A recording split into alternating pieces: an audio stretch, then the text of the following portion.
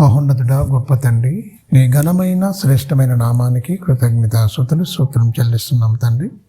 నీ బిడ్డలమైన మమ్మల్ని అందరినీ సజీవ లెక్కల్లో దాచిపెట్టి నీ అపారమైన కృపలో భద్రపరిచి నీ చల్లని రెక్కల కింద సంరక్షించి పోషించి కంటికి రెప్పలా కాచి కాపాడి మా ఆయుష్కాలంలో ఒక దినాన్ని పొడిగించి తండ్రి అని పిలుచుకునే భాగ్యము నీ బిడ్డలమైన మా అందరికీ ఇచ్చినందుకై కృతజ్ఞతాస్తుతులు స్తోత్రములు తండ్రి క్రీస్తు ద్వారా చెల్లిస్తున్నాం. నాయన, మనుషులు పెట్టుకున్న ఆచారాలు తండ్రి, నీ కుమారుడు ఉన్నప్పుడైనా కానీ అపోస్తులు కానీ ప్రకటించని బోధ చెయ్యని పద్ధతులన్నీ తండ్రి లోకంలోనికి రంగప్రవేశం చేయించాడు దుష్టుడు.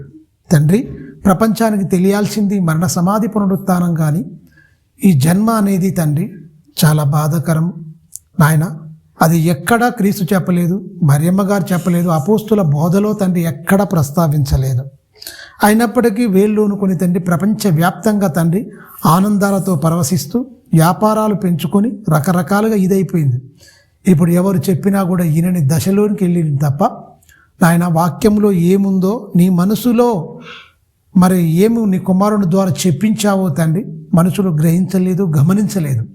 నాయన, అట్టివారిగా మేము ఉండకుండా తండ్రి గమనించి గ్రహించి మీ మాటల ప్రకారంగా మా బ్రతుకులను దిద్దుకొని తండ్రి క్రీస్తును తండ్రి మా హృదయంలోనికి ఆహ్వానించి మా హృదయంలో ప్రతిష్ఠించుకొని ఆయన అడుగు జాడల్లో నడిచి అట్టి భాగ్యము అట్టి ధన్యత నీ బిడ్డలమైన మాకు అనుగ్రహించమని నిండు మనసుతో వేడుకుంటూ కొన్ని విషయాలు మాట్లాడబోతుండగా నీ ఆత్మ సహాయము నడిపింపు నాకు అనుగ్రహించండి. వినడానికి వచ్చిన నీ బిడ్డలందరినీ తండ్రి వినగల చెవును గ్రహించగల మనసును దయచేయండి. చెప్పబోతున్న నన్ను మరుగుపరిచి సూటిగా నాతో మా అందరితో మాట్లాడమని నిండు మనసుతో వేడుకుంటూ క్రీస్తు నామాని ప్రార్థన అడుగుతున్నాను తండ్రి, ఆమేన్. అందరికీ ప్రభు నామ కూడి వచ్చిన దేవుని బిడ్డలైన మీ అందరికీ మరి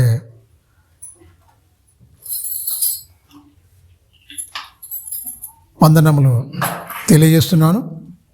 మంచిది ప్రియమైన దేవుని ద్వారా, ఎందుకంటే ప్రపంచవ్యాప్తంగా జరుగుతున్న ఈరోజు, ఎందుకంటే స్టార్టింగ్ నుంచి జనవరి అంటే డిసెంబర్ నుంచి స్టార్ట్ చేసారు, మొదటి వారం నుంచి.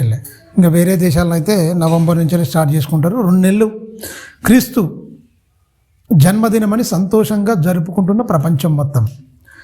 జన్మ తెలవాలనుకుండా క్రీస్తు మరణం తెలవాలనుకుండా అని మనం ఆలోచిస్తే జన్మ గురించి ఎక్కడ ప్రస్తావించలేదు. ఆయనకు జన్మకు స్థలమే లేదు పాపం, తెలుసా? జన్మ ఆయన పుట్టిన తర్వాత 2 సంవత్సరాలు పెరిగినప్పుడు 2 సంవత్సరాల లోపు ఉంటాడు ఆయన. అప్పుడు మొత్తం వధ జరిగింది, చంపేస్తారు. చాలామంది పిల్లలు చుట్టుపక్కల సకల ప్రాంతాల్లో ఉన్నప్పుడు చంపి పడేసిరు మొత్తం. రామాలో అంగలార్పు, రాహేలు ఏడుపు, తన పిల్లలు లేనందున ఓదార్పు అందుకే వల్లగ కాలేకపోయింది అన్నాడు, ఓదార్చలేకపోయినాం అంటాడు. ఇర్మియా గారు ప్రవచిస్తే ఆ ప్రవచనం మత్తయి సువార్తలో నెరవేరుతుంది. మీరు గమనించండి, ఆ పిల్లలు లేక రోదన చేసింది. పిల్లలు కానీ చచ్చిపోయినందుకు చంపినందుకు రోదన చేసింది.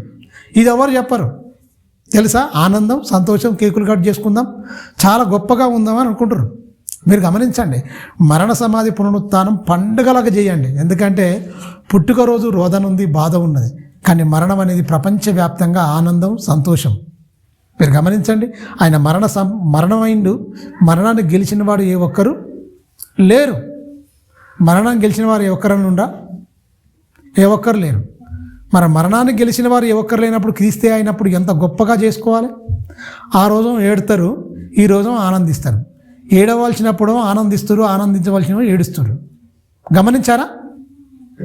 ఏడవలసినప్పుడు ఆనందిస్తారు, ఆనందించమన్నప్పుడు ఏడుస్తారు. ఇదేం పరిస్థితి? మీరు గమనించండి. ఎందుకంటే ప్రపంచం చెప్పినా కూడా వినేదండి, ఎర్రివారిలాగా చూస్తుంది. వీళ్ళకి ఏం తెలియదు అసలు. ఇలా చేసుకోవాలి పండుగ, అలా చేసుకోవాలి, గొప్ప స్టార్ కట్టుకోవాలి, గొప్పగా విందులు వినోదాలు చేసుకోవాలి, పండుగ అంటే ఎలా ఉండాలి అసలు అని అనుకున్నారు. మొత్తం వెళ్ళిపోయారు, అన్యాచారంలోకి వెళ్ళిపోయింది మొత్తం. బైబిల్ను లించెల్లి దాటి ప్రపంచం మొత్తం బయటికి ఎప్పుడో వెళ్ళిపోయింది మొత్తం. ఇది దేవుడు పెట్టాడా ఈ కట్టడంటే మనుషులు పెట్టారు. ఇంతకుముందే బాబు చదివిపించిండు. ఏంది? పెదవులతోనే దేవుడు అంటాడు, హృదయంలో మాత్రం లోకం మొత్తం హృదయంలో ఉంటుంది. లోకం మొత్తం ఏం హృదయంలో ఉంటుంది? లోకాచారాలు మొత్తం పాటించాలన్న ఆలోచన ఉంటుంది తప్ప లోకం నుంచి బయటకు వచ్చిరా? ఈ వక్ర జనం మధ్య నుంచి మీకు వేరైతే తప్ప మీకు రక్షణ అన్నాడు. జీవవాక్యం చేతపట్టుకొని లోకములో జ్యోతుల వలె ప్రకాశించాలన్నాడు. అనేకులను ఎవరైతే దేవుని మార్గంలో దిప్పుతారో వాళ్ళే ఆకాశములో నక్షత్రములు నిరంతరము ప్రకాశించెదరు. ఈ మాటలన్నీ ఉన్నాయి చాలా వరకు. ఆయన ఏమన్నాడు? నశించిపోతున్న దాన్ని వెతికి రక్షించుటకు ఆయన లోకంలోనికి వచ్చిండు. పండగ చేసుకుంటాం. మారని బతుకుతోని పండగ ఏం లాభం అని తీసుకొని మారు మనసు ఉండదు. మారు మనసు లేకుండా ఒంటి మీద కొత్త బట్టలు వేసుకుంటూ వచ్చేస్తుంది పండుగ అయినట్టేనా? నీతి వస్త్రం అన్నాడు, నూతన రక్షణ వస్త్రం అన్నాడు, దీన మనసు అనే వస్త్రం అన్నాడు. ఎక్కడ ఉన్నాయండి అన్నీ? లేవు. మీరు గమనించండి, ప్రపంచం మొత్తం చాలా అంటే గుళ్ళు గొప్పగా డెకరేషన్ చేసుకోవడం కానీ, వెలుగులతో మొత్తం జిగేళ్ళు అనేటట్టుగా కానీ, పెద్ద పెద్ద కేకులు, కిలోల కేకులు మొత్తం కోసుకొని హాయిగా పండుగ చేసుకుంటారు తప్ప, నువ్వు మారి నువ్వు ఒక వెలుగుగా, చీకట్లో ఉన్న వారికి ఒక వెలుగుగా నువ్వు ఉంటేనే ఆ పండుగకు అర్థం పరమార్థం. క్రీస్తుని నీ హృదయంలోకి ఆహ్వానించాలి. మీరు గమనించండి, యేసుక్రీస్తు మా ఇంట్లో ఉంటారు అనుకుంటారు, మా ఇల్లు అంతట్లో పండుగ అని అనుకుంటారు. కాదు, ఆయన నీ హృదయంలోకి రావాలి. వాక్యరూపకంగా పరిశుద్ధాత్మక ఆలయంగా నిలయంగా మన బ్రతుకులు ఉండాలి. ఒకసారి చూడండి ఏమంటున్నాడు అపోస్తుల కార్యములు 13:47. అపోస్తుల కార్యములు 13:47 చూద్దాం.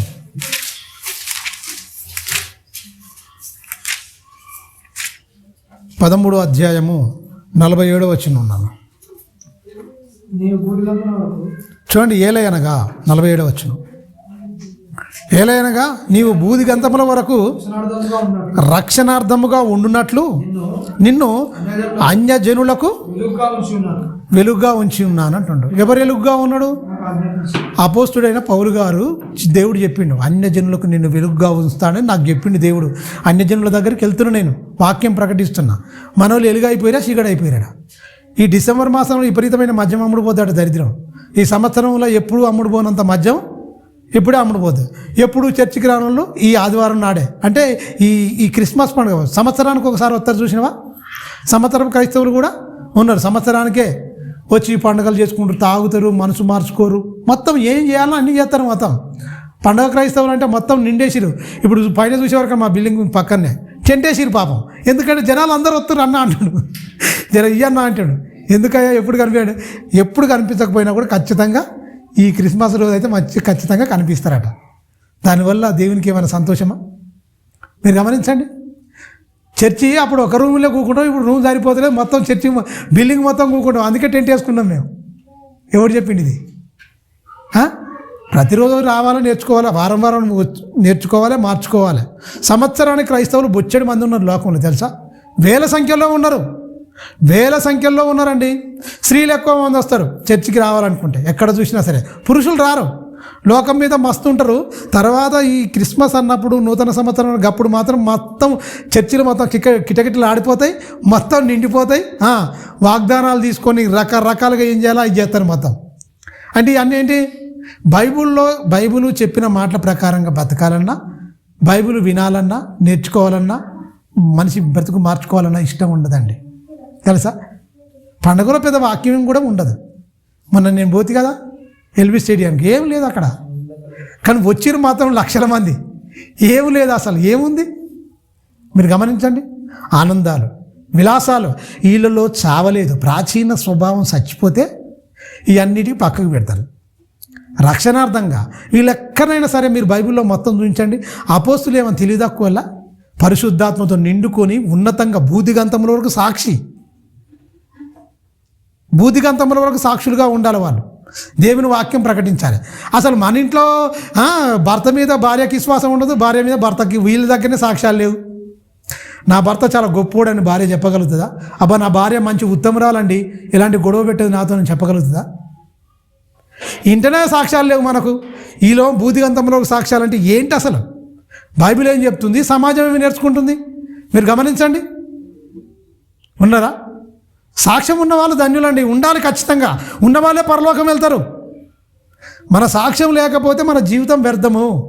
దాన్నే సాక్ష్యం కాపాడుకుంటే నీ ఫలింపు అని తెలుస్తుంది. ఆ ఫలింపు లేని జీవితాలు మనకెందుకు చెప్పండి? దేవుడు ఆనందపడతాడా? మీరు గమనించండి. ఈయన ఏమంటాడు? మళ్ళీ చదవండి. 47-48 వచ్చిన నీవు బూదిగంధముల వరకు రక్షణార్థముగా ఉండునట్లు నిన్ను అన్యజనులకు వెలుగుగా ఉంచి ఉన్నాను అని ప్రభువు నాకు ఆజ్ఞాపించను. 8వ వచనం. అన్యజనులు నా మాట విని సంతోషించి దేవుని వాక్యమును మహిమపరచిరి మరియు నిత్య జీవమునకు నిర్ణయింపబడిన వారందరూ విశ్వసించిరి. మీరు గమనించండి, దేవుని వాక్యం ఎప్పుడైతే వింటామో మనకు సంతోషం వచ్చి వాక్యానుసారంగా ఉండి బ్రతికి సాక్ష్యం నిలుపుకుంటేనే వాళ్ళే నిత్య జీవానికి నిర్ణయింపబడ్డ వాళ్ళు. మేము నమ్ముకుంటాం కానీ కథ మేము బతకం అనుకుంటే నిత్య జీవానికి అనర్హులండి, తెలుసా? ఆ మాట మళ్ళీ చదువునానా?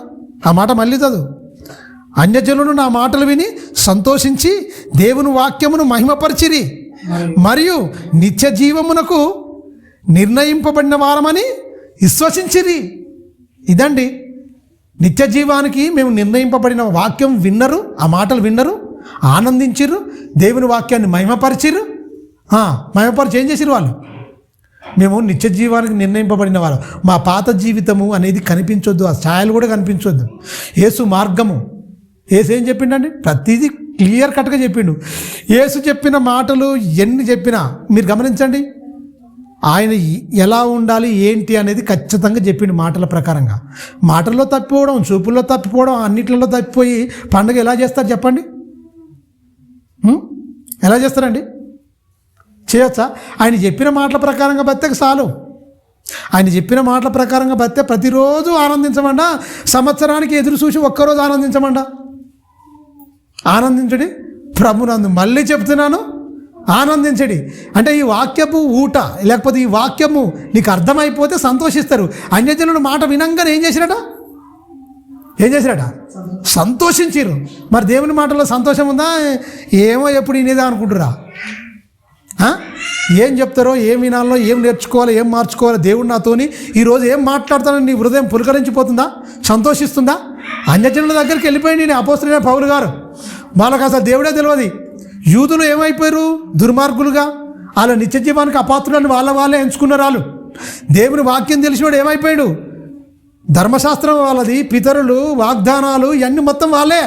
ఇవన్నీ యూదుల పరం చేయబడ్డాయి. వీళ్ళు విన్నరా అండి? ఏ ఒక్కరిలే. మేము అపాత్రులం అని మీరు ఎంచుకున్నారు. కానీ అన్యజనులు నా మాట విన్నంగానే ఏమైపోయారు? సంతోషించిర్రు, దేవుని వాక్యాన్ని మహిమపరిచిర్రు. మేము నిత్య జీవానికి మేము నియమింపబడిన వారమని వాళ్ళు ఏం చేసిర్రు? మొత్తం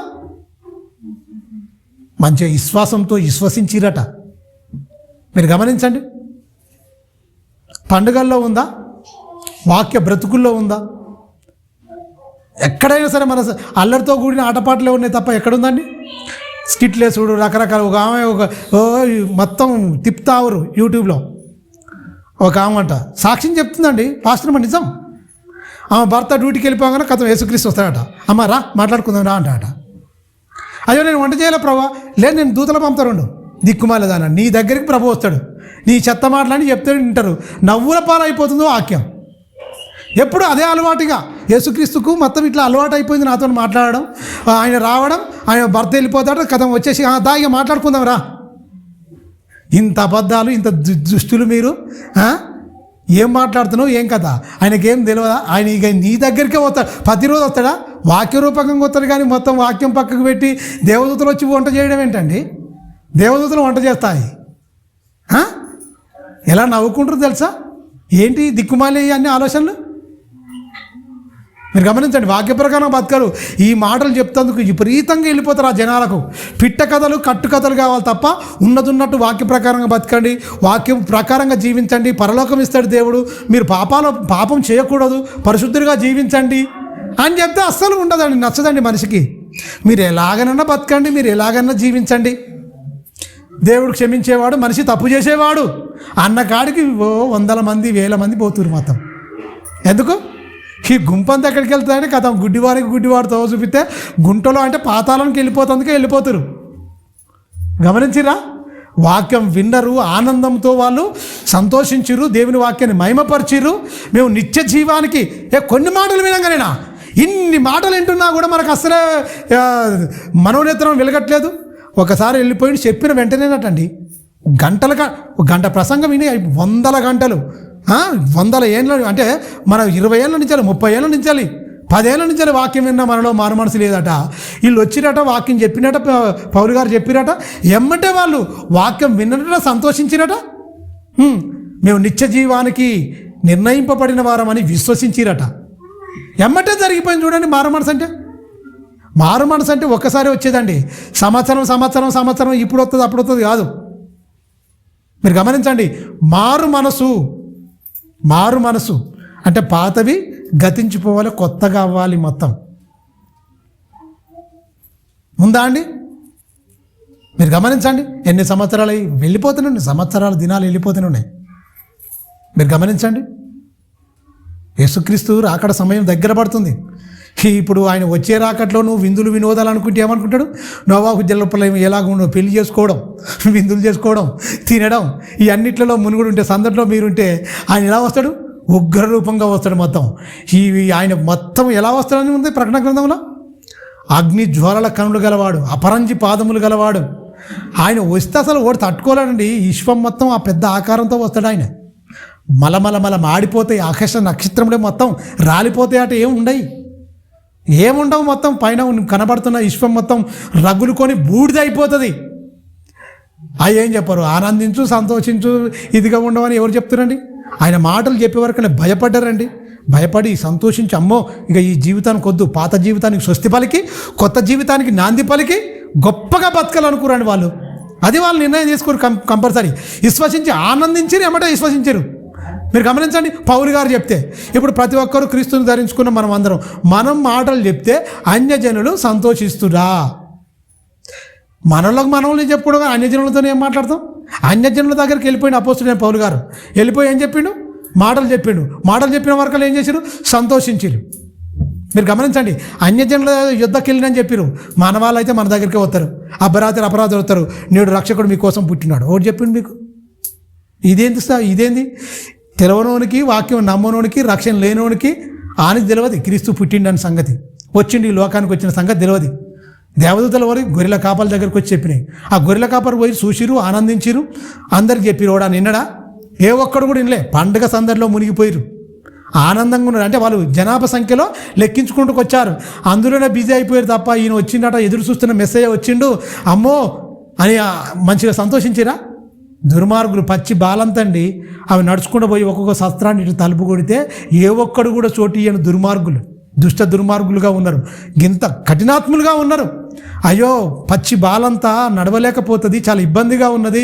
చిన్న బిడ్డ, పసిబిడ్డను పొత్తిగుడ్డలతో చుట్టిర్రు, తీసుకొత్తురు, అమ్మ రామ్మ అని ఎవరన్నా ఆహ్వానించిరా? ఆనాడు వాళ్ళు ఆహ్వానించలేదు, ఈనాడు క్రైస్తవులు కూడా హృదయంలోకి ఆహ్వానించలేదు. వాళ్ళు స్థలానికి ఆహ్వానించలేదు, శస్త్రంలోని. కానీ ఈనాడు క్రైస్తవులు ఎక్కడ ఆహ్వానించాలి? హృదయంలోనికి ఆహ్వానించాలి. స్థలం ఉందా? హృదయమైన తలుపు దగ్గర ఉండి ఆయన తలుపు కొట్టడం, ఆయనకి ఇంత ఈ గతి ఏంటండి? ఇలాంటి పరిస్థితి ఏంటి? తలుపు దగ్గర ఉండట కొడుతుండట ఆయన. ఎవరైనా తలుపు తీసి నా స్వరం విని తలుపు తీస్తామని ఆయన బాధ. ఎవడు తీయడు, ఆయన అక్కడనే ఉంటాడు. మనకు అర్థమవుతట్టుగా రాయించిండు. మీరు గమనించండి. ఎవరైనా మనం తెలిసి వచ్చి టక్కున డోర్ కొడితే మనం ఏం చేద్దాం? టక్కున తీస్తారు, రండి బ్రదర్. ఆహ్వానిస్తామా లేదా? ఆహ్వానిస్తాం, ప్రేమగా ఉంటాం, వాళ్ళకి ఆతిథ్యం ఇస్తాం, అన్నీ చేస్తాం మంచిగా. మనకు తెలిసిన వాళ్ళు, పరిచయం ఉన్న వాళ్ళు, కొత్త వాళ్ళు వచ్చినా తక్కువ తీసేవారు అని కూడా తీస్తాం.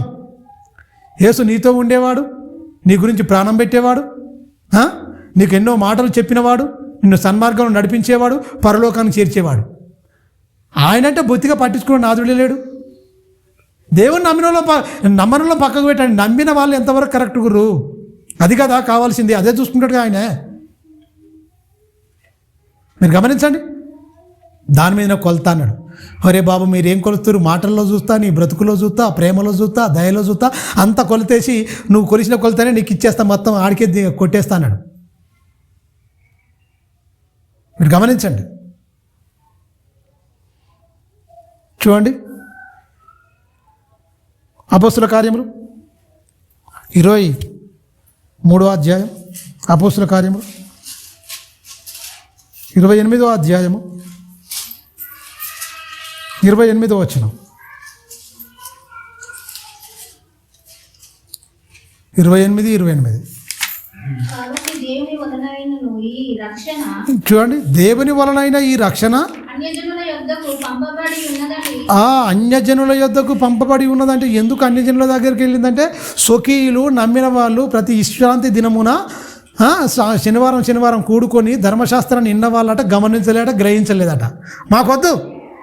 యూదులు చేస్తున్న తప్పే క్రైస్తవులుగా మారిన తర్వాత, కొంతకాలం ఉన్న తర్వాత, మళ్ళీ పాతబడిన తర్వాత ఇక దేవునికి దూరం అయిపోయారు. మీరు గమనించండి, ఇశ్రాయేల్ ఎలాగైతే ఉన్నారో ధర్మశాస్త్రము, దేవుడు, లోకంలో మేమే గొప్ప వాళ్ళము, మేము ఆయన ఏర్పరచుకున్నాము, ఆయనకు స్వాస్థ్యంగా ఉన్నాము, ఆయన పిల్లలుగా ఉన్నాం, మేము మా పితరులు గొప్ప వాళ్ళని ఏం చేశారు? ఏం చెప్పారు?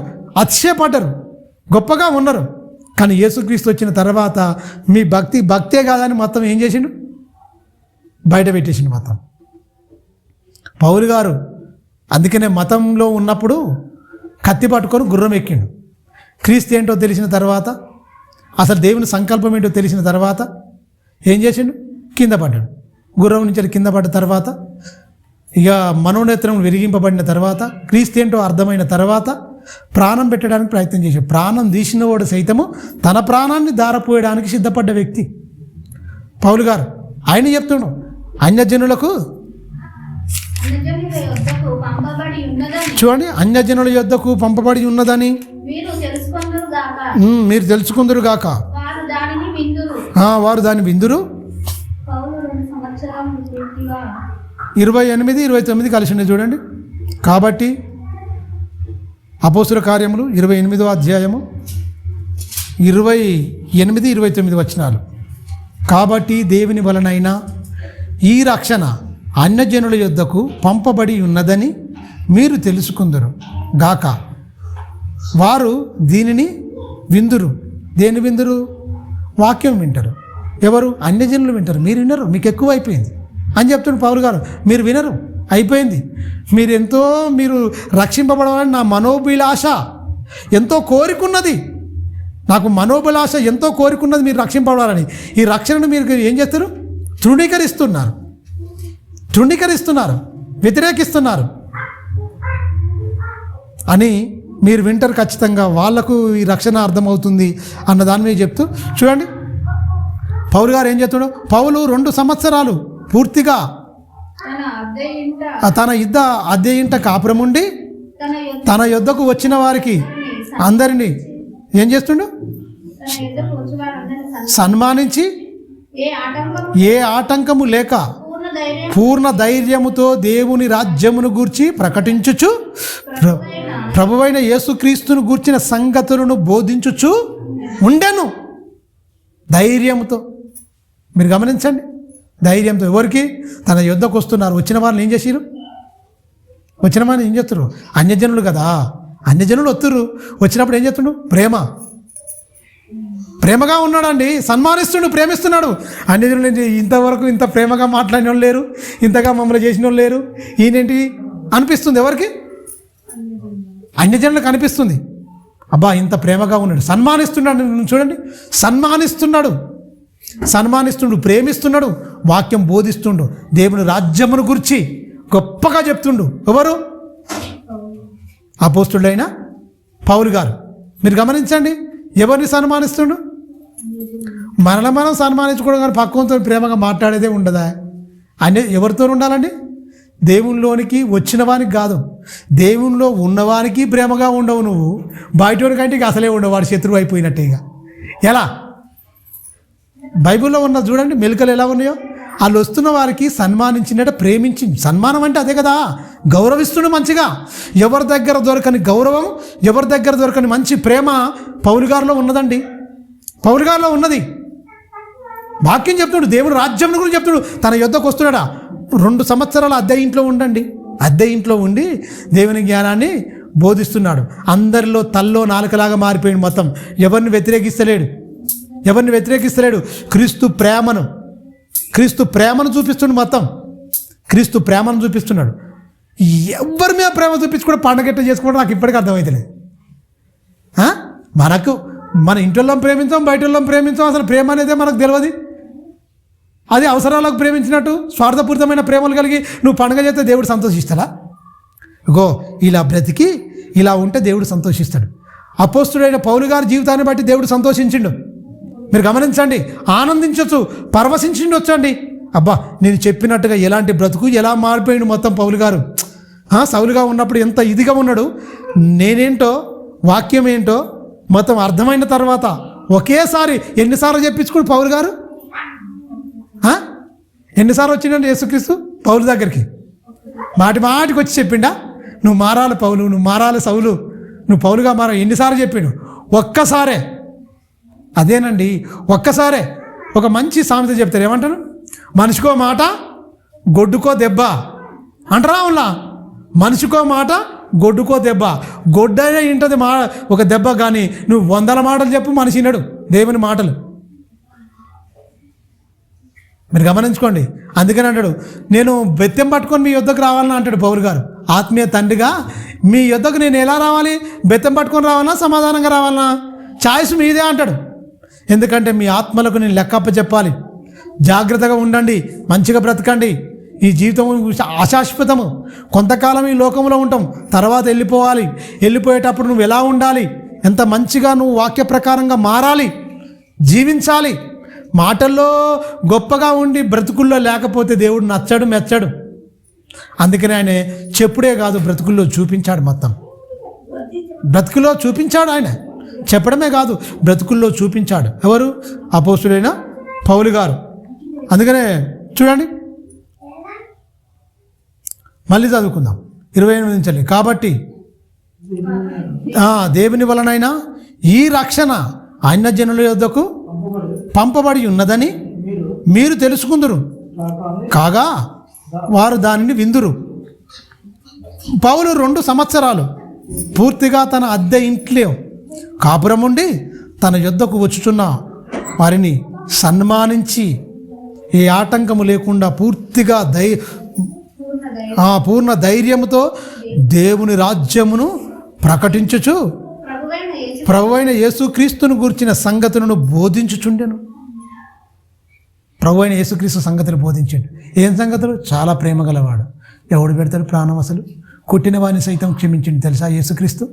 ఉమ్మివేతలు, పిడిగుద్దులు, భయంకరమైన దెబ్బలు కొట్టారు. ఒక మనిషి గురించి ఎవరు చనిపోగలరు? సర్వములో ఈ లోకంలో జీవిస్తున్న సర్వ మానవాళి కొరకు పవిత్రుడైన ఒక వ్యక్తి చనిపోయాడు. నీ కోసం, నా కోసం ప్రాణం పెట్టి కొన్నాడు. ఆయన త్యాగం వృధా కాకూడదు. మనం ఈ లోక నివాసులం కాదు, మనకి ఇక్కడ లేదు. అందుకని పైనున్న వాటి మీదనే వెతుకుడి, భూ సంబంధమైన వాటి మీద మనసు పెట్టుకోకండి అంటాడు. పైనున్న వాటినే వెతకండి. అక్కడ యేసుక్రీస్తు తండ్రి కుడిపార్శ్వంలో కూర్చున్నాడు.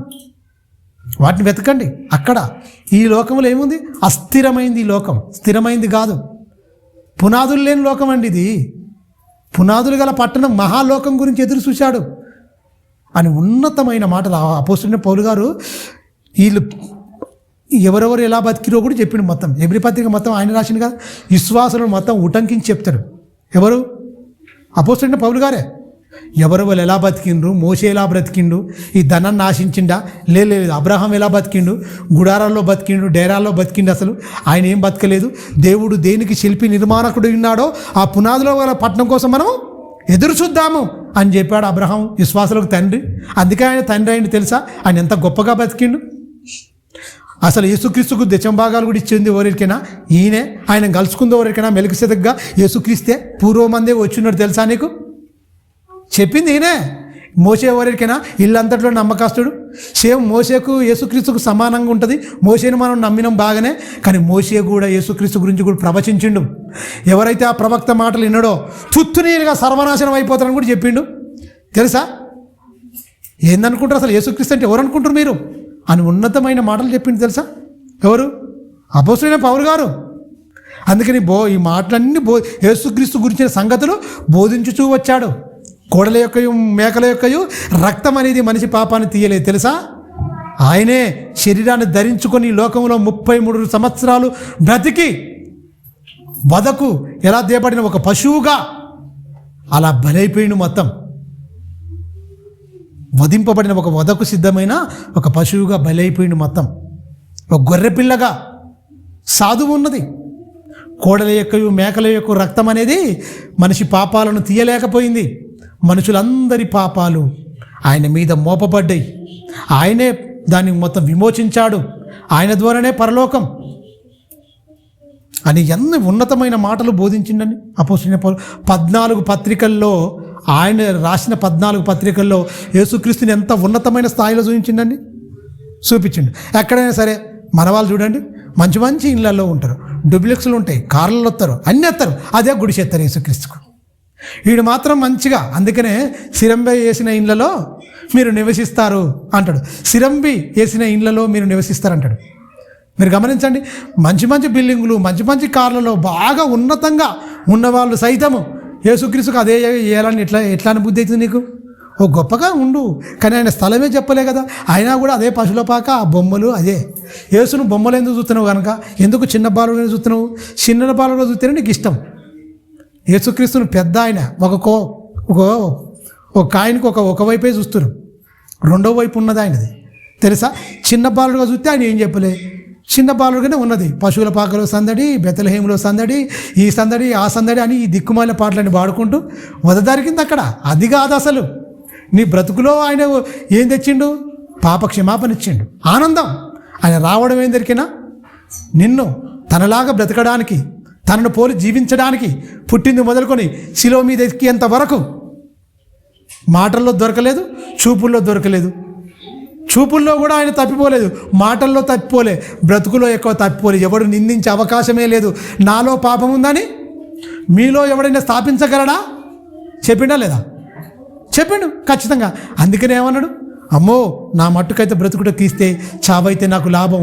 ఇలాంటి మహానుభావుడు, ఇలాంటి చెప్పిన మాటలు చెప్పినాడు ఏ ఒక్కరు లేడు అనుకొని ఈ బోధలన్నింటినీ యేసుక్రీస్తు మాట్లాడిన ఈ 4 సువార్తల్లో మాటలన్నింటినీ ఉటంకిస్తూ తన 14 పత్రికల్లో ఆ మాటలు ధర్మశాస్త్రంలోని క్లియర్గా చెప్పుకుంటూ వచ్చిండు. మీరు గమనించండి, అపోస్తలుడు ఏం బోధించిండు అంటే సమాజాన్ని వెలిగించిండు మొత్తం. ప్రియమైన దేవుని పిల్లరా, ఒకసారి మీరు ఆలోచించండి. ఫిలిప్పీలకు రాసిన పత్రిక 1వ అధ్యాయం 23వ వచనం. ఫిలిప్పి చూడండి ఏమంటుండు. అయినను చూడండి 21 నుంచి చదివితే బాగుంటుంది. నా మట్టుకైతే బ్రతుకుట క్రీస్తే, చావైతే నాకు లాభం. మనం ఏమనుకున్నాం? బ్రతికితే నాకు లాభం అని లోకం అనుకుంటుంది. కానీ నేనేమనుకున్నాను? నా మట్టుకైతే బ్రతుకుట క్రీస్తే, చావైతే నాకు లాభం. అంటే చావు ఎవరికైనా లాభం ఉంటుందంటే ప్రపంచంలో ఎవరైనా చెప్పగలుగుతారు ఈ మాట? ఎవరైనా చెప్పగలుగుతారా? చావైతే నష్టం, కీడు, బాధ, ఏడుపు మనకు, అంతేనా కదా? చావు అయితే చాలా ఇబ్బంది ఉంటుంది అంటున్నాడు. ఈయనేంటండి చావు కోరుకుంటుండు? చావు తర్వాత వచ్చే జీవితమే చాలా గొప్పది. ఈ జీవితంలో ఏముంది? కొన్ని రోజులకి కాళ్ళ నొప్పులు, కీళ్ళ నొప్పులు, ఒళ్ళు బలహీనతలు, ఎక్కడ మనం నడవలేము. చిన్నపిల్లగాడినైనా చాలా సంతోషంగా ఎత్తుకుంటాం, మంచిగా ఆడిస్తాం. పెద్దవాళ్ళు అయితే మనలో చెయ్యి బట్టి నడిపించాలని కూడా అసహించుకుంటారు తెలుసా. అందుకని ఈ బతుకు కాదు నాకు, ఈ బతుకులో ఏం లేదన్నాడు ఆయన. మీరు గమనించండి, మన వాళ్ళే అయినా సరే తిరస్కరిస్తారు, అవమానిస్తారు, గేలి చేస్తారు, అంతేనా కదా? నువ్వు అదే ముసలి అవుతావు. ఇప్పుడు ఏదో యవ్వనుడుగా ఉన్నా ఎగిరెగిరి పడుతున్నా అంటే కుదరదు. నువ్వు అదే ఆ స్థాయి నుంచేలే ఈ స్థాయికి వచ్చిన వాళ్ళు. బాల్యం నుంచేలే మధ్య వయసు, వృద్ధాప్యం, మళ్ళీ మొత్తం ముసలితనం వచ్చేసింది. మొత్తం యవ్వన దశ, మధ్య వయసు, వృద్ధాప్యం, ఈ దశలన్నీ దాటుకొని వచ్చిన వాడివే. పౌలు గారు ఈ జీవితంలో ఏముంది? ఏం లేదు అసలు. బ్రతికినా కూడా ఈ జీవితం ఆయన కోసమే బతకాలి. చనిపోతే మాత్రం గొప్ప మేలుంది. ఎందుకంటే ఆత్మ మహా గొప్ప లోకం. అక్కడ కన్నీళ్ళు లేని జీవితం, ఏడుపు, ఆకలి, దప్పికలు, ఎండదెబ్బ, వడదెబ్బ ఏది లేని జీవితం ఒకటి ఉంది. ఆ జీవితం కోసమే నేను బ్రతుకుటే నా మట్టుకైతే క్రీస్తే, చావైతే నాకు లాభం అని చెప్తూ కిందకి ఏమంటుంది చూడండి. అయితే శరీరములో నేను జీవించుట నాకున్న పనికి ఫలసాధనమైన ఎడల నేనేమి కోరుకుందునో ఏందట? ఇన్నున్నాయనే కోరుకుంటాం. నాకు ఇది ప్రభు, అది ప్రభు అంటలేడు. నేను చేస్తున్న పనికి అది నాకు ఫలసాధనమై ఉన్నది అనుకుంటాను. ఏం కోరుకోవాలో నాకు ఎటు తోస్తలేదు. నాకు ఆ? ఈ రెండింటి మధ్య నేను ఇరుకబడి ఉన్నాను. ఇరుకబడి ఉన్నాడు. ఈ రెండు ఏం చేయాలి? ఎట్లా ఉంటేనేమో దేవుని గురించి చెప్పాలి. ఆయన ఫలసాధనం ఏంటి? అనేకమైన ఆత్మలు నడిపించడం. మన లెక్క తెల్లారితే ఆకాశవాకిల్ని విప్పాయి పట్టజాలని తీసుకుంటా ఏం చేసినామని ఈయనేమో చేస్తలేడు. మరి ప్రార్థనలా మీరు గమనించండి, మన ప్రార్థనలు ఎలా ఉంటాయి? దేవునికి వ్యతిరేకమైన ప్రార్థనలు ఏముంటాయి తప్ప దేవుడికి మెచ్చే ప్రార్థనలు ఏముంటాయి చెప్పండి?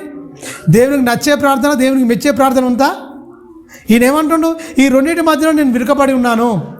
నా పనికి ఫలసాధనమై ఉన్నది. ఖచ్చితంగా నేను ఏం కోరుకోవాలో నాకు తోస్తలేదు, ఎటు తోస్తలేదు. నేను ఏం చేయాలి? ఇటు ఆత్మలను బతుకుంటేనో ఆత్మను రక్షించే పని ఉంది, చనిపోతే ఏంటి మేలు.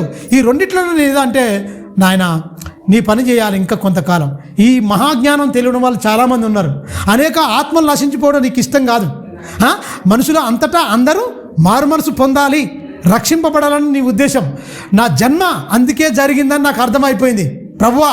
ఎందుకంటే నేను చాలా ఈ జీవితాన్ని వేస్ట్ చేసుకున్నా. చాలా జీవితం నేను మత ప్రవిష్టుల్లో, మతాన్ని ఆచరించే వాళ్ళలో చాలా గరిష్ఠుడిగా ఉన్నా నేను. అదంతా వ్యర్థమైపోయిందని తెలిసింది. ఇక కొంచెమే ఉంది కదా, ఇంకా నాకు అవకాశం ఇస్తే తండ్రి నీ పనే చేస్తా. ఈ రెండిట్లో కోరుకుంటుండు, నీ పనే చేస్తాను నేను. ఇవాళ ఉంటే నేను నీతోనే రావాలని, నేను వెడలిపోయి నీతోనే ఉండాలని నా కోరిక, ఆశ అయ్యా. ఇంత నిస్వార్థమైన ప్రార్థన, ఇంత నిస్వార్థమైన మాట చెప్పగల క్రైస్తవులు ఉన్నారంటారా? నా విశ్వాసులు లేరు, పాస్టర్లు లేరు. నిజం, విశ్వాసులు లేరు, పాస్టర్లు లేరు. సుఖభోగాల మీద అలవాటు పడుతున్నారు కదా. పాస్టర్లు కూడా గొప్పగా లగ్జరీ జీవితంలోకి వెళ్ళిపోయిన తర్వాత నీకెక్కడ దేవుడు నీ మనోనేతలను మూసేస్తాడు. కథం అయిపోద్ది. ఇక చాలు, అయిపోయింది నాయన, ఇక నీకేం లేదు. లోకాన్ని కోరుకోవడం నీకు ఎంత చెప్పినా కూడా నీకు అర్థం కాదు. అందువల్ల ఏమంటారు మీరు గమనించండి. విలువైన దేవుని సంగతులు మనం చాలా జాగ్రత్తగా ఆలోచిస్తే కింది వచనం చూడనా 23. ఇప్పుడు చూద్దాం. ఎటు నాకు తోచుకున్నదని చెప్తూ తోచుట్లేదు. ఈ రెండింటిలో ఇరుకబడి ఉన్నాను. నేను వెడలిపోయి క్రీస్తుతో కూడా ఉండవలనని నాకు ఆశ ఉన్నది. అది అబ్బా, నాకు అది మరి మేలు. నాకు ఆశగా ఉన్నది, అది నాకు మరి మేలు. మీరు గమనించండి, నాకు మేలు, నాకు ఆశ, నా కోరిక ఎవరికుందట?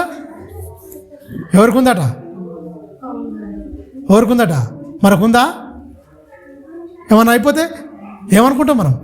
నాకు ఆశగా ఉంది, నేను వెడలిపోయి క్రీస్తుతో పాటే నేను ఉండాలి, క్రీస్తుతో పాటే నేను బ్రతకాలి, నా జీవితం మొత్తం క్రీస్తుతోనే ఉండాలని నాకు ఆశగా ఉంది. నాకు ఆశ ఏంది? ఇక్కడ లేదు భూమి మీద ఆశ. ఇప్పుడున్న క్రైస్తవులకు మొత్తం భూమి మీదనే ఆశ ఉంది.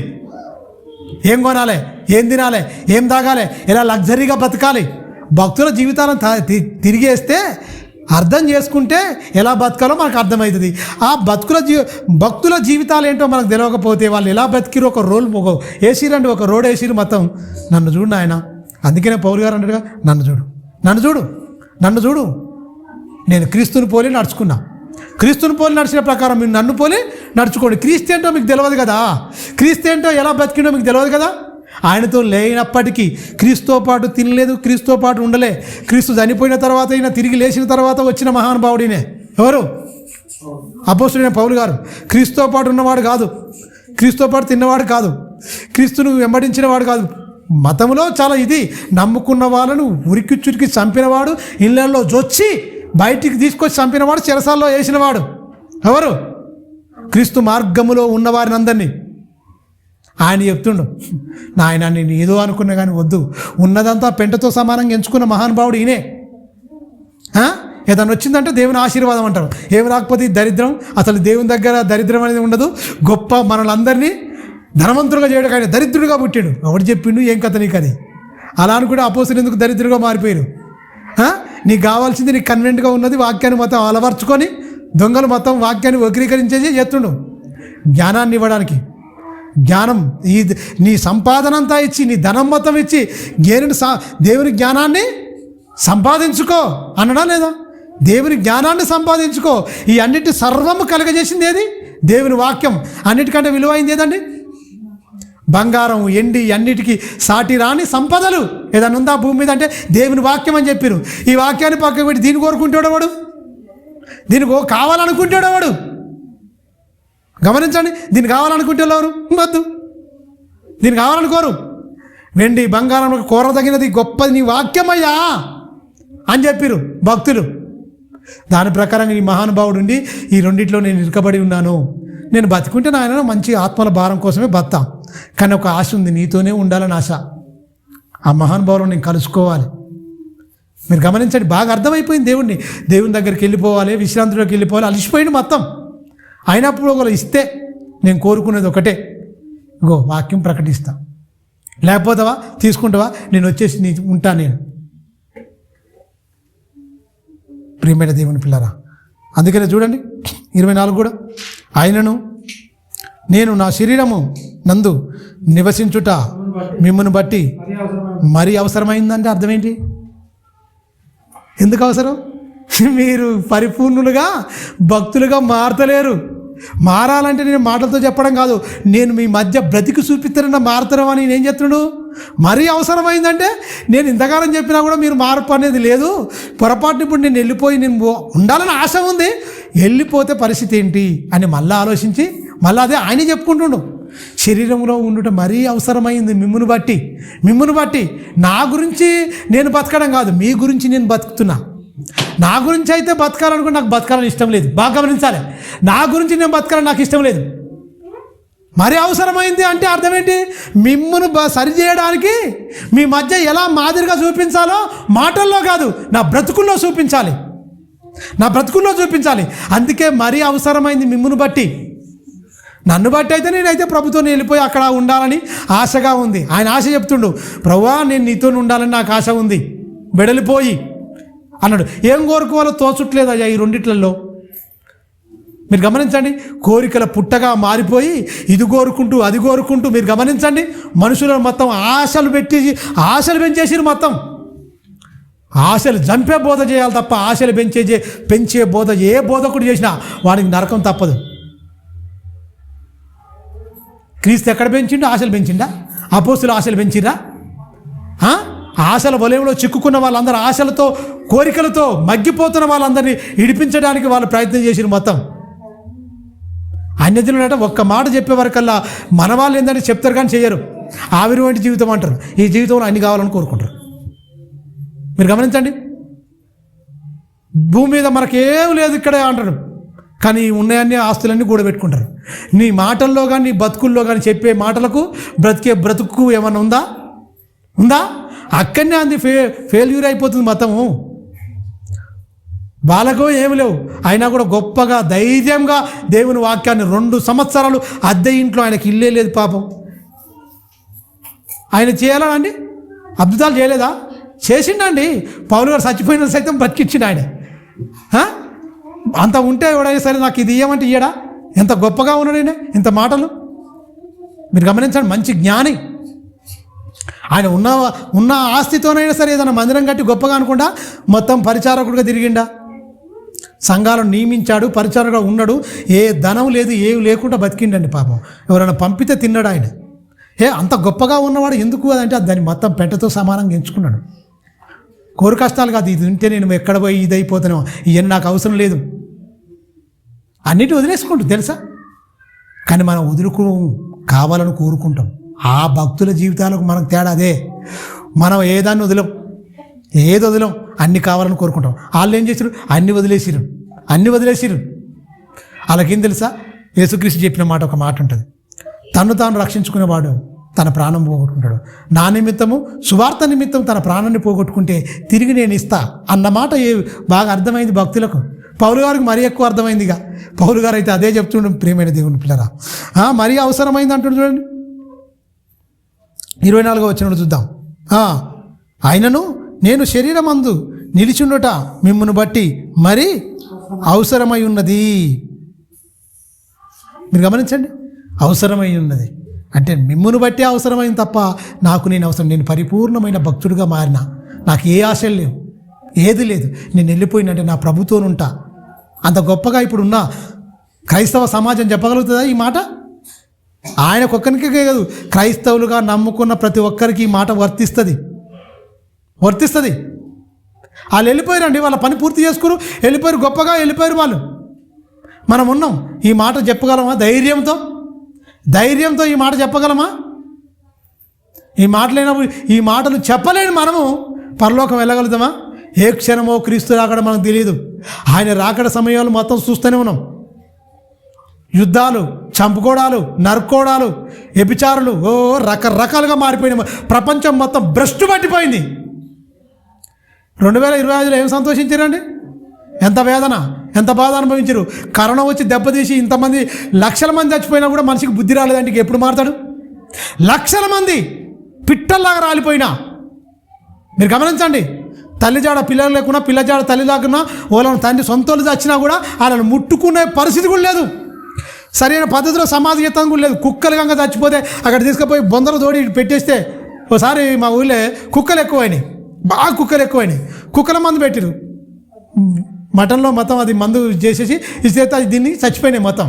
పేద గొయ్యి తీసి కుక్కలను మొత్తం ట్రాక్టర్లు వేసుకుపోయి అన్నిటి మొత్తం ఆ బొందలో సేమ్ అలాగేనండి. అజ్ఞ అయిపోయింది మొత్తం. మనిషి కవర్లో చుట్టి మొత్తం భయంకరమైన వైరస్ వచ్చినా, మనుషుల జీవితాలు కబలించినా, ఎన్నో చచ్చినా మనిషికి మాత్రం మారడు. అయిపోయింది 2020 అయిపోయింది. ఇక 4 రోజులు అయితే ఏమైపోయింది? నూతన సంవత్సరం. ఎప్పటికట్టా వస్తున్నాయి, దినాలు వస్తున్నాయి. కానీ నువ్వు దినాల దగ్గరికి వస్తున్నాయి, నీ సావుకు దగ్గర అవుతున్నావు బిడ్డ. మనం ఏమైపోతున్నాం? దినం ఒకటి వెళ్ళిపోయిందంటే మన దినం, మన రోజులో, మన ఆయుష్కాలంలో ఒక దినం వెళ్ళిపోయిందంటే మనకి ఏమొచ్చినట్టు? మరణానికి దగ్గర అవుతున్నట్టు. తెలుసా? మరణానికి దగ్గర అవుతున్నట్టు. అందులో ఏమైనా ఉంటుంది? మీరు గమనించండి. పుట్టినరోజులు, పెళ్లి రోజులు, ఈ రోజులు, ఆ రోజులు. ఈ క్రైస్తవులు బొమ్మ మారిన తప్ప క్రైస్తవులు వాళ్ళ బతుకు మార్చుకోలే. అన్యులు ఏ అయితే చేస్తురో సేమ్ టు సేమ్ ప్రింట్ గుద్దినట్టే ఖచ్చితంగా క్రైస్తవులు చేసుకుంటూ వస్తారు. దేవుడు చాలా బాధపడతాడండి, చాలా బాధపడతాడు. ఎందుకంటే స్టారుగా, ఆకాశంలో నక్షత్రంలో మీరే ఉండాలి బిడ్డ అని దేవుడు చెప్తే, ఎవడో చెప్పిండు, మట్టి మెదల్లో పుట్టిన బుద్ధి ఉంటుంది కదండి, ఎవడో చెప్పిండు, టక్కున స్టార్ తెచ్చిండు, అందులో లైట్ పెట్టిండు, టక్కున వేసుకుంటాడు. సంవత్సరం నాడదాకా ఉంటుంది, మళ్ళీ కొన్ని రోజులు వెలిగిస్తాడు, ఈ నెల పోయిందాకా తీస్తాడు, మళ్ళీ శుభ్రంగా తీసి బీరువాలో పెడతాడు, మళ్ళీ టక్కున తీస్తాడు, మళ్ళీ తీసుకొచ్చి బల్బు వేస్తాడు, పెట్టేస్తాడు. నువ్వు వెలుగాయా బాబు, నువ్వు చీకటి అయిపోయినావు కనుక ఆ స్టారు విలువ నీకు తెలుస్తలేదు. స్టారు జ్ఞానులను క్రీస్తు దగ్గర నడిపించింది. నువ్వు మారి చీకట్లో ఉన్న, మరణఛాయలో ఉన్న కూర్చున్న వారికి నువ్వు వెలుగుగా ప్రకాశించి క్రీస్తు దగ్గర నడిపించు. ఇది కదా బైబిల్ చెప్తున్న బోధ. నువ్వేంటి స్టార్ పెట్టుకుంటున్నావు మొత్తం? కింద పైన స్టార్, కింద బార్ అన్నట్టు అయిపోయింది మొత్తం బతుకులు. అందుకనే మొత్తం ఇదే ఉన్నాయట. ఎక్కువ అమ్ముడు పోతున్నాడు డిసెంబర్లో. మందుతో ఊగిపోతురా. అందరి పండుగల్లో మొత్తం ఊళ్ళలో పండుగలు చేస్తుంటారు మొత్తం. ఏంటి? మా విలువేల్ప దేవతలని కొన్ని ఉంటాయి. వాళ్ళ దేవతలకు పండుగలు చేసుకొని మంచి తాగుడు, తినుడు చాలా గొప్పగా చేస్తారు. మొత్తం ఏప్రిల్ మాసంలో చేస్తారు, చుట్టాలను పిలిపించుకొని మొత్తం చేసుకొని. క్రైస్తవులు కూడా సేమ్ అలాగనే అండి, సేమ్ అలాగనే చేసుకుంటారు. సంవత్సరానికి వాళ్ళకు ఒక పండుగలు ఉంటాయి, సొంత దేవి దేవతలు ఉంటాయి వాళ్ళకు, విలువేల్పు దేవతలని ఉంటాయి. ఆ దేవతలకు వాళ్ళని పిలిపించుకొని మొత్తం మంచిగా మేకలను కోసుకొని చక్కగా మందు అన్నీ చేసుకొని తింటూ ఇవన్నీ డప్పులు కొట్టుకుంటూ ఎగురుడు ఇవన్నీ చేస్తుంటారు మొత్తం క్రైస్తవులు. అక్కడికి ఇక్కడ సేమ్ అనిపిస్తుంది, మీకు తెలియదు. విజిల్లు, కేకలు ఇవన్నీ ఏం పోయే కాలం. అందుకనే పోయే కాలం దగ్గరికి సమీపిస్తామంటే ఇవన్నీ లేనిపోయి అన్నీ చేస్తుంటారు. మీరు గమనించండి. పౌలు గారు చెప్పిన మాట చాలా ఉన్నతమైనది, ఆదర్శంగా ఉంటుంది. ప్రియమైన దేవుని పిల్లగా చూడండి, మత్తయి సువార్త 2వ అధ్యాయము 36 చూద్దాం. 5వ అధ్యాయము మత్తయి సువార్త. ఎందుకు వచ్చినాయి ఈ బుద్ధులు అంటే క్లియర్గా చెప్పిండు. మట్టి మెదల్లో పుట్టిన ఆలోచనలు ఉంటాడు చూడండి. 5వ అధ్యాయం 36 నుంచి చూడండి, 36, 37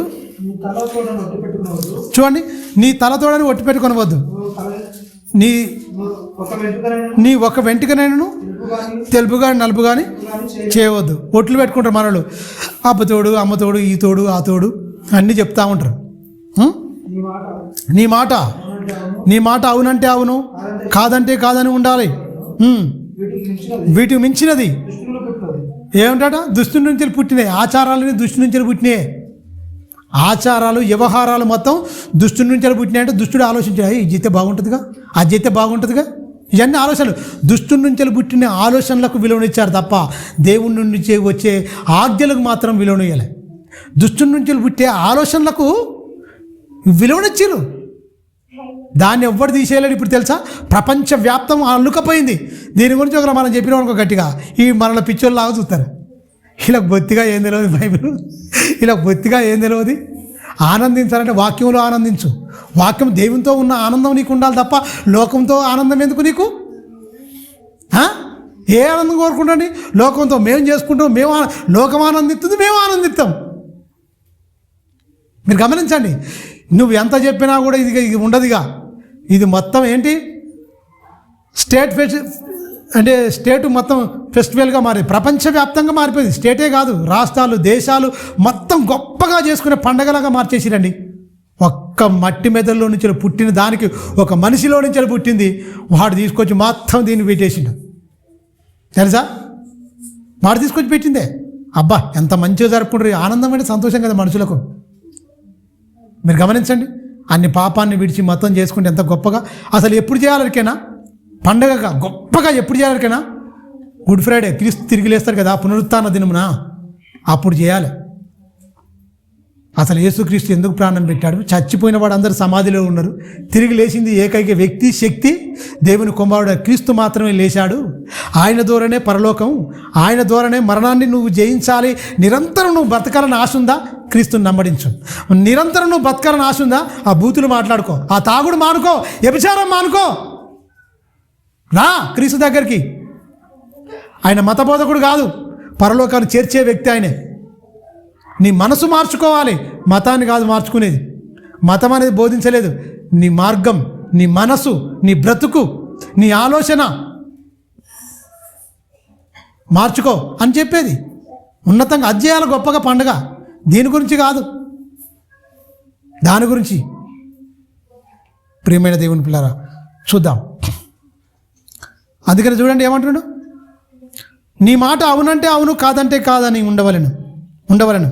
వీటికి మించి వచ్చినది దుష్టుని నుండే పుట్టింది. వీటి మించి వచ్చింది ఏంటి? ఇలాంటివేనండి. మించి దుష్టుని నుంచి పుట్టిన ఇలాంటివే వస్తుంటాయి మొత్తం. అందుకనేవాడు, పెదవులతోనే నన్ను గణపచ్చు, హృదయం ఎక్కడో దూరం పెట్టుకుండు. పెదాలలో ఉంటే ఏం లాభం అండి? పెదవులతో ఉచ్చరించాలా, హృదయపూర్వకంగా ఉండాలా? హృదయాంతరంగాల్లో ఉండాలి. హృదయాంతరంగం నుంచి రావాలి ఏదైనా సరే. దాని నుంచి వచ్చిన దుష్టు నుంచి పుట్టిన ఆలోచనలకే పెద్ద పెట్టేసిరు. దేవుని ఆజ్ఞలు మొత్తం పక్కకు పెట్టేసిరు. అందుకని దేవుని ఆజ్ఞలు బొత్తిగా నిరాకరించెదరు. దేవుని ఆజ్ఞలు నిరాకరించారు కదా, నిరాకరించారు మొత్తం. 2025 సంవత్సరాల క్రితం యేసుక్రీస్తు పుట్టాడు. యేసుక్రీస్తు పుట్టినరోజు బైబిల్లో లేదు. చెప్పాలనుకుంటే నెలల గురించి చెప్పిండండి. నిర్గమకాండంలో ఆయన చూస్తే ఏ నెల, ఈ ఫస్ట్, ఎన్ని తారీఖు, ఎన్ని రోజులు, 10 దినాలు, ఆ నెలల గురించి మొత్తం చెప్పిండు. మరి ఆ మాట ఒక్క మాట చెప్పారా ఈ టైంలో పుట్టిండని? పురాతన కాలం మొదలుకొని శాశ్వత కాలం వరకు ఆయన ప్రత్యక్షం అవుతూ వచ్చిండు అన్నాడు. పురాతన కాలం అంటే ఎప్పుడయ్యా నాయన నువ్వంటే ఏమంటాడు? భూలోకం పుట్టకమునిపైన వచ్చిన అంటాడు యోహాను సువార్తలో 17వ అధ్యాయంలో. భూమి లోకములు పుట్టకమునిపై నీ యొద్ద నాకు ఏ మహిమ ఉందో ఆ మహిమతో, అంటే నేను ఉండరా నాయన, నేను వచ్చినోడిని ఈ లోకానికి, నేను పుట్టినోడినంటే ఇక్కడ ఎలా? యేసుక్రీస్తు కూడా చావు పుట్టుకలు ఉన్నాయి మనిషిలాగానే. మనిషి అనుకుంటారు ఈ పుట్టినరోజు నువ్వు చేయడం వల్ల. తెలుసా వాళ్ళు ఎందుకు చేయలే? ఆయన ఇప్పుడుతోడు కాదు, అసలు ఈ భూలోకమును కలుగజేసిన వాళ్ళని అపోస్తుల బోధ. భూమి లోకమును పుట్టకమునిపే ఆయన ఇదంతా చేసిండు అన్నది అపోస్తుల బోధ. వీళ్ళేం చెప్తారు? 2025 ఏళ్ళ క్రితం యేసుక్రీస్తు పుట్టిండు. నిన్ను నన్ను రక్షించడానికి లోకానికి వచ్చిండయ్యా. తెలుసా? ఓసారి చూడాను యోహాను సువార్త 17వ అధ్యాయం. ఆయన ఎప్పుడు వచ్చిందట? ఈ లోకం పుట్టక ముందే ఉన్నా అంటాడు ఆయనే. మనం ఏమంటాము? 2025 ఏళ్ళ క్రితం, 2025 సంవత్సరాల క్రితం ఆయన వచ్చిండు. 17వ అధ్యాయం యోహాను సువార్త. ఆయన ఏమంటుండు చూడండి, 17వ అధ్యాయం. తండ్రి భూమి లోకమును పుట్టకమునుపు నీ యుద్ధ నాకు ఏ మహిమ ఉందో ఆ మహిమతో నన్ను ఇప్పుడు మహిమపరచు అంటాడు.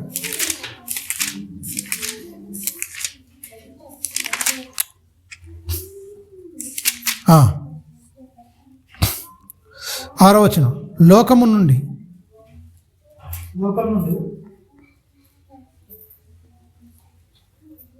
16వ వచనమా?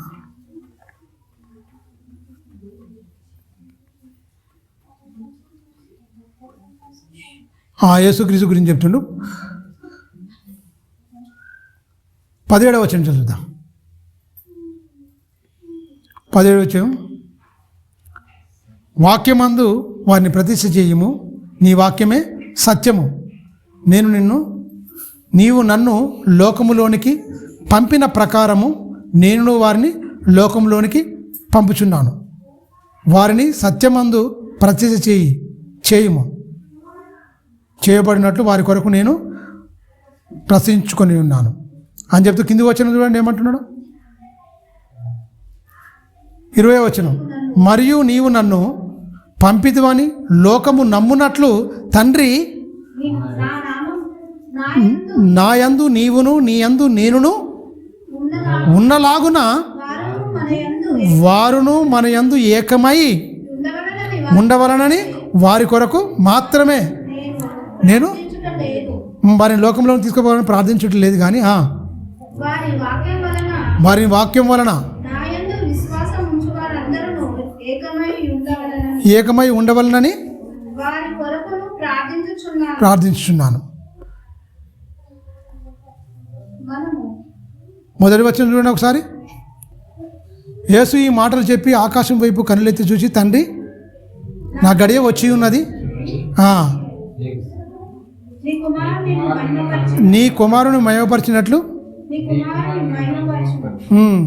తండ్రి నిన్ను మహిమపరిచినట్టు నీ కుమారుడు నిన్ను మహిమపరిచినట్టు నువ్వు నన్ను మహిమపరచుము. నీవు నీ కుమారునికి ఇచ్చిన ఆయన నిత్య జీవం అనుగ్రహించినట్లు శరీరుల మీద ఆయన అధికారం ఇచ్చితివి. చాలు చాలు చాలు.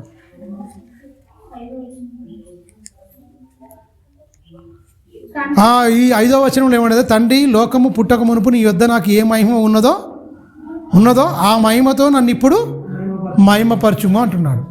అంటే మీరు గమనించండి, ఈయన ఉన్నవాడని చెప్తుండు. లోకం పుట్టక మునుపు నీ యొద్ద నాకు ఒక మహిమ ఉన్నది, ఇప్పుడు నన్ను మహిమపరచంటే ఆయన చెప్పింది మొత్తం ఆయనకు ఒక పని అప్పగించానండి.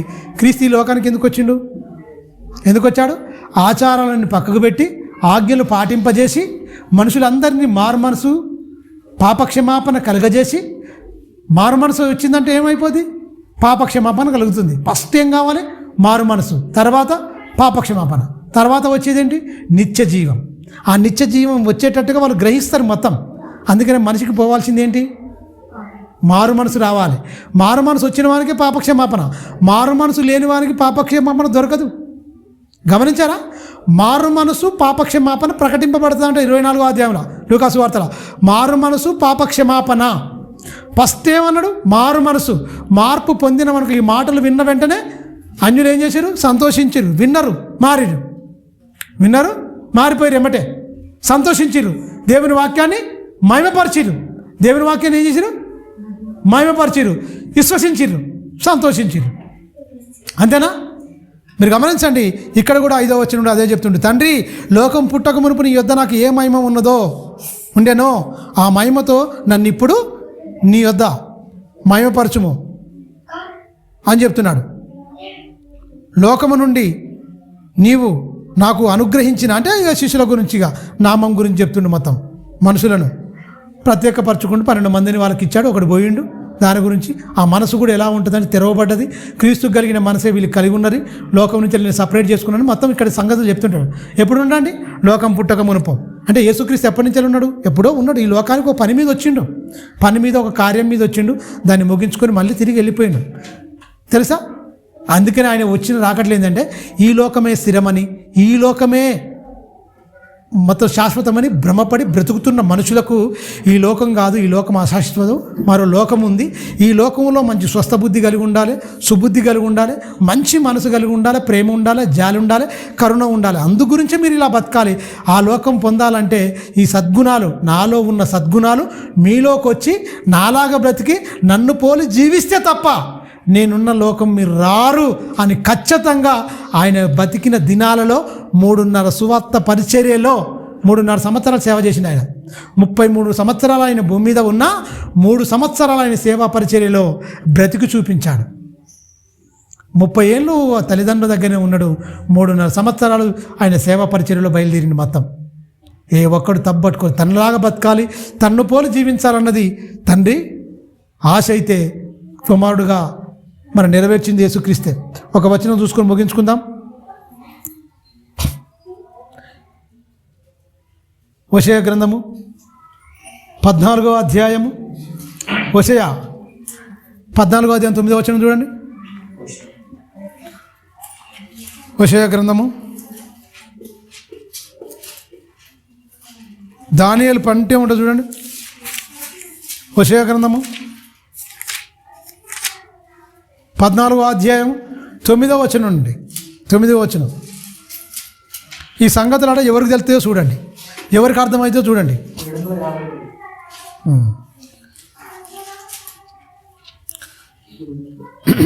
14వ అధ్యాయము 9వ వచనం. జ్ఞానులు ఈ సంగతులను వివేచించెదరు, బుద్ధిమంతులు వాటిని గ్రహించెదరు. ఏంటి గ్రహిస్తారు? పండుగ కాదురా నాయన, ఆజ్ఞలు పాటించాలని గ్రహిస్తారు. బాగా గమనించాలి, పండుగలు కాదు, పండుగల్లో దేవుడు ఆనందపడడు, ఆజ్ఞలు పాటిస్తే దేవుడు ఆనందపడతాడు. ఎవరు తెలుసుకుంటారు? జ్ఞానులు. జ్ఞానులు తెలుసుకుంటారు, వాటిని గ్రహిస్తారు. ఎంత క్లియర్గా చెప్తాడు. బుద్ధిమంతులు వాటిని గ్రహించుదురు. ఏలయనగా యెహోవా మార్గము చక్కనివి, నీతిమంతులు దాన్ని అనుసరించి నడుచుకుందరు. కానీ తిరుగుబాటు చేయవారు దారికి అది అడ్డము కనుక వారు తొట్టిల్లుతారు. అడ్డం కనుక ఇదేంటి, నువ్వు ఇలా ఉండొద్దు, అలా ఉండొద్దు, అన్నీ అడ్డమే కదా. దేవుని మాటలు అడ్డమా కాదా? తిరుగుబాటు చేసేవారికి అడ్డం, పాటించేవారికి ఆనందం, సంతోషం. అడ్డుకుంటాడు, వాడు అడ్డుకుంటాడు.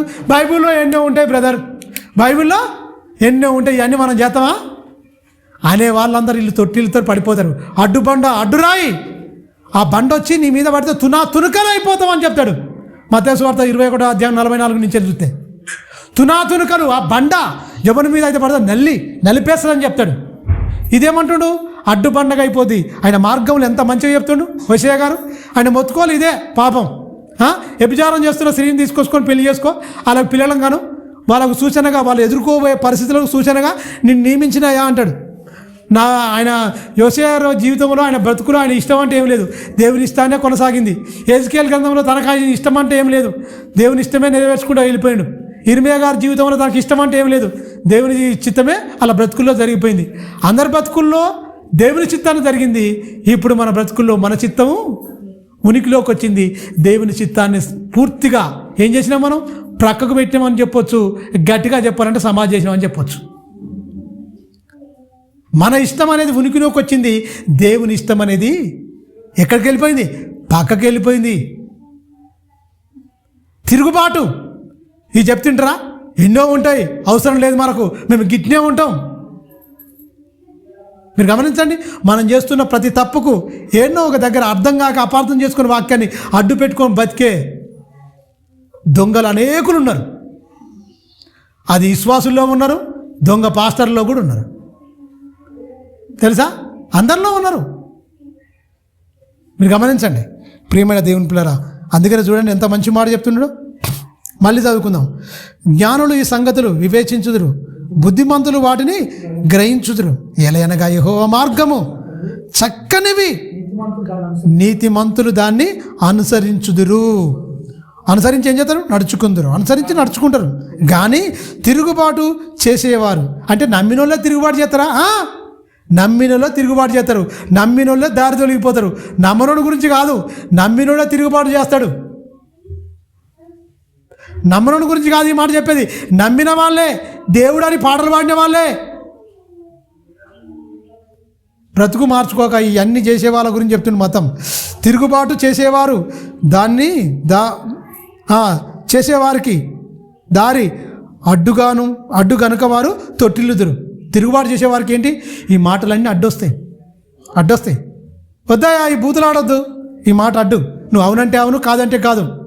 వాటిని అంతకు మించి వచ్చినాయి, దుష్టు నుంచి వచ్చినాయి అని మనం చెప్పినాం అనుకో, అయితే నేను దుష్టిని సంబంధినా? బైబిల్లో ఎన్నో ఉంటాయి, మనకు కాదు, వేరేటోళ్ళకు. నీ మాటలను బట్టే నువ్వు నీతిమంతుడు, నీ మాటలు బట్టి అనీతిమంతుడు అని నీ మాటలే నీకు సాక్ష్యం ఇస్తాయి. హృదయం నిండినాన్ని బట్టే నోరు మాట్లాడుతుంది అని బైబిల్ ఇవన్నీ అడ్డు. అడ్డుకుంటే నీకు బూతులు రాకుండా నిన్ను సన్మార్గం నడిపించేవాడికి స్వేచ్ఛాపరులకు ఇవన్నీ అడ్డొస్తాయి. స్వేచ్ఛాపరులకు, మారు మనసు లేనివానికి ఇవన్నీ అడ్డొచ్చి అబద్ధాలు ఆడే వాళ్ళకు, కొండాలు చెప్పే వాళ్ళకు, మిత్రభేదం కలగజేసే వాళ్ళకు ఇవన్నీ అడ్డొస్తాయి. ప్రేమించాలి, మంచిగా ఉండాలి, ఇవన్నీ అడ్డొస్తాయి. అడ్డొచ్చేవాడేంటి, అడ్డుగా తొలగిపోతాయి. అందుకని వాళ్ళు తొట్టిల్లిపోతారంటే పడిపోతారు, లోకంలో పడిపోతారు. ఈ మాటలు విని ఆ మాటల ప్రకారం బతకక టక్కున పడిపోతారు. పడిపోవడం ఏంటి, వాక్యానికి హృదయంలో చోటు ఇవ్వరు కనుకనే టక్కున పడిపోతాడు. వాడు ఎప్పుడు రాడు తెలుసా, రాడు. వస్తాడని కూడా మన భ్రమ. మీరు గమనించారా, రారు.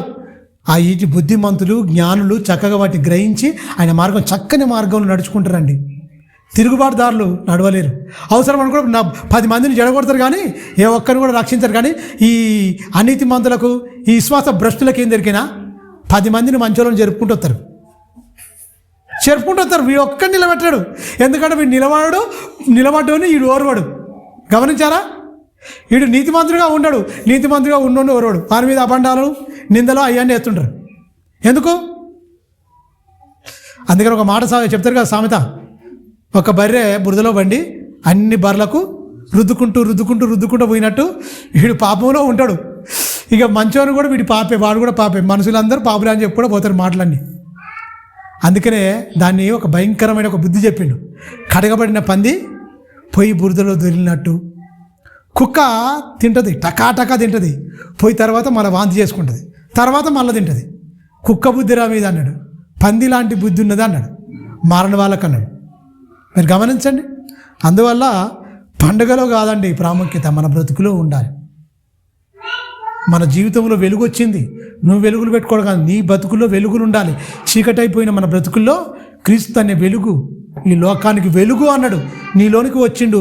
నీ హృదయంలో నీతి సూర్యుడిగా ఉదయించిన మహనీయుడు, మహానుభావుడు. గమనించి గ్రహించి గొప్పగా చేసుకోవాలి. క్రీస్తు రాకడ సమయం ఆసన్నమవుతుంది. విందులు, వినోదాలు ఇవన్నీ చేసుకుంటే నోవాహు జలప్రలయం కొట్టుకొని పోయినట్టే. మనిషి కుమారు రాక అలాగనే ఉంటుంది. భూమి మీద విశ్వాసం కనుగొనునా అన్నాడు. అంటే మీరు గమనించండి, పెళ్లి చేసుకుంటూ, పెళ్లికిచ్చుకుంటూ, ఇవన్నీ తింటూ తాగుతూ ఇవన్నీ పోతారు. నారు నాటుకుంటారు, ఇల్లు కట్టుకుంటారు, పెళ్ళిళ్ళు చేసుకుంటారు, ఇవన్నీ చేసుకుంటారు. జలప్రలయం వచ్చింది, కొట్టుకొని పోయినట్టే అగ్ని ప్రళయం వస్తుంది. ఆకాశ నక్షత్రములు రాలిపోతాయి, మొత్తం భయం లేదు. నోవాహు కాలంలో 100 సంవత్సరాలు ఇచ్చిండు, ఆ టైం భస్మం చేసిండు. క్రీస్తు బలియాగం బట్టి ఇప్పుడు 2,000 సంవత్సరాలు అయినా కూడా ఆగుతుంది. ఇప్పటికీ యేసుక్రీస్తు బలి ఆగిపోయి ఇన్నేళ్ళని మనం చెప్పుకున్నాం. 2,000 సంవత్సరాలు, 2025 సంవత్సరాలు చెప్తున్నాం మనం. మీరు గమనించండి, యేసుక్రీస్తు రాకడ ప్రళయం భయంకరమైంది. అది అసలు తట్టుకోలేం, మాడిపోతే అసలు భూగోళం మొత్తం బద్దలైపోద్ది, శరీరాలు మొత్తం ఇదైపోతాయి. చాలా మారుమనసు పొంది ఎదురు చూడాలి తప్ప, భక్తితో, వినయంతో, విధేయతతో ఎదురు చూడాలి. అంతే తప్ప నువ్వు విందులు వినేదాలు, నీ ఇష్టము, నీ కోరికలు నెరవేర్చుకుంటూ నువ్వు ఇష్టానుసారంగా పోతే ఆయన అస్సలు ఒప్పడు, భయంకరంగా వస్తాడు ఆయనే. మీరు గమనించండి, ప్రతి నేత్రం ఆయనను చూస్తుందట, ఆయనను రొమ్ము కొట్టుకుంటాడు. అప్పుడు ప్రభు ఇప్పుడు మారిపోతా అంటే నీకు ఇచ్చిన టైమే అయిపోయింది, ఎక్కడెక్కడి మార్పు, కాలు పో, నరకానికి వెళ్ళిపో అంటాడు. తలలోంచుకోండి, ప్రార్థించుకుందాం. పరిశుద్ధుడు అయిన మా కన్న తండ్రి, కొన్ని విషయాలు నీ పిల్లలతో చెప్పాను. చెప్పబడిన ప్రతి మాట తండ్రి విని విడిచిపెట్టి వారం కాకుండా నిన్న మాటలు మా హృదయ అంతరంగాల్లో ముద్రించుకొని మా ప్రవర్తన అంతటి మీద నిన్ను అధికారిగా ఒప్పుకుంటూ క్రీస్తు రాకడ కోసం తండ్రి భయంతో, భక్తితో, నిందారహితులుగా తండ్రి ఎదురు చూస్తూ తండ్రి భక్తి శ్రద్ధలతో నీ వాక్యాన్ని విని గ్రహించి గమనించి తండ్రి నీతి మార్గమున మమ్మలను సన్మార్గంలో, నీతి మార్గమును నడిపించి మమ్మల్ని బలపరిచి, స్థిరపరిచి నీ మహిమార్థమై తండ్రి మా బ్రతుకు దినములన్నీ తండ్రి నీ వాక్య ప్రకారంగా తండ్రి నీ వాక్యాన్ని అనుసరించి తండ్రి నీ వీయబోయే మహాలోకం తండ్రి సిద్ధపరుస్తున్న మహాలోకం స్వతంత్రించుకునే అట్టి భాగ్యం, అట్టి ధన్యత నీ బిడ్డలమైన మాకు అనుగ్రహించమని నిండు మనసుతో వేడుకుంటూ నాయన నీ దయగల హస్తాలకు కూర్చున్న నీ బిడ్డలకు నేను నీ కరుణా హస్తాలకు నీ బిడ్డలమైన మమ్మల్ని మేము అప్పగించుకుంటూ క్రీస్తు నామాని ప్రార్థన అడుగుతున్నాను తండ్రి, ఆమేన్. మన తండ్రి అయిన దేవుని ప్రేమ, కుమారుడైన యేసుక్రీస్తు వారి కృప, పరిశుద్ధాత్మ దేవుని అన్యోన్య సహవాసం సదాకాలం మనందరికీ తోడై ఉండి సర్వసత్యమును నడిపించును గాక. ఆమేన్. అందరికీ వందనాలు. ప్రభు శుభం.